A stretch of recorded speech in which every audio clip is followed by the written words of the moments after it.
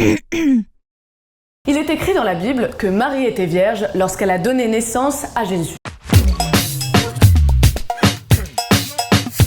Il est particulièrement difficile de croire que Jésus a été conçu sans l'intervention d'un homme. Si l'on s'en tient à une lecture simple de la Bible, cela pose des questions un peu curieuses. Était-il un hybride? D'où viennent ses chromosomes? Comment un être qui se dit humain peut-il avoir été conçu sans passer par le protocole habituel? Alors, on sait que dans l'Antiquité, il était courant de considérer que les grands hommes avaient une origine divine. Pourquoi ne pas appliquer ce principe à la naissance de Jésus?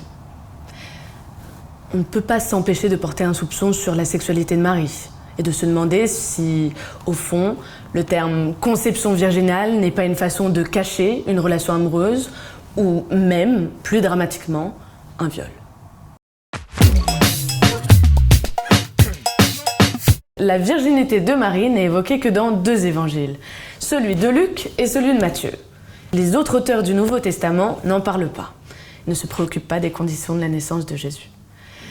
Chez Luc, lorsque l'ange annonce à Marie qu'elle attend un enfant et que celle-ci s'en étonne car elle n'a pas connu d'homme, l'ange lui dit « L'Esprit Saint viendra sur toi et la puissance du Très-Haut te couvrira de son ombre. » L'ombre qu'évoque l'ange fait référence à Dieu, à la présence mystérieuse de Dieu.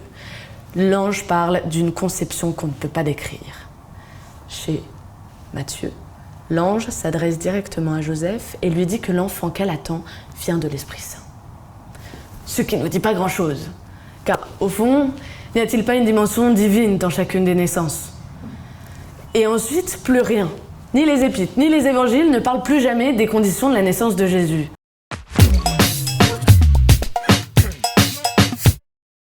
La discrétion des évangiles sur les conditions de la naissance de Jésus nous pousse à ne pas trop nous poser des questions.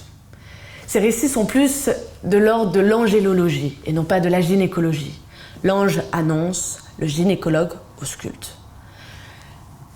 Ce qui est important, ce n'est pas de savoir comment est né Jésus, mais de comprendre l'annonce de l'ange, quand Jésus, la parole s'est faite chair et qu'elle a fait sa demeure parmi nous. Lorsque l'Église confesse que Jésus est né de la Vierge Marie, elle affirme que Dieu est entré dans l'histoire de l'humanité, qu'il n'est pas un Dieu lointain qui nous regarde du haut de son nuage, mais un Dieu qui partage notre expérience, jusqu'à naître dans l'hygiène douteuse d'une étable et jusqu'à mourir dans l'ignominie de la croix.